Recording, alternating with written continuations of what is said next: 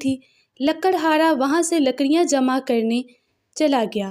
وہ لکڑی کاٹ رہا تھا کہ اس کے ہاتھ سے کلہاڑا پھسلا اور پانی میں جا گرا۔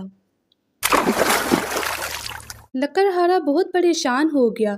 اس کے پاس یہی تو ایک کلہاڑا تھا جس سے وہ لکڑیاں کاٹتا تھا۔ وہ بیٹھا رونے لگا۔ لکڑہارا بیٹھا رو رہا تھا کہ پانی سے ایک جادوگر نمودار ہوا۔ لکڑہارے کو روتا دیکھ کر بولا، کیا بات ہے برخوردار، تم اس وقت یہاں بیٹھے ایسے کیوں رو رہے ہو؟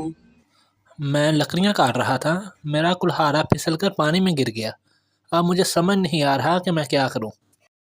سن کر جادوگر نے ایک جادو پھونکا اور اس کے ہاتھ میں ایک سونے کا کلہاڑا آ گیا تو بولا، اسے غور سے دیکھو، کیا یہ تمہارا کلہاڑا ہے؟ لکڑہارا بولا، نہیں نہیں، یہ تو سونے کا کلہاڑا ہے، یہ میرا کلہاڑا نہیں ہے۔ جادوگر نے پھر سے ایک جادو پھونکا اور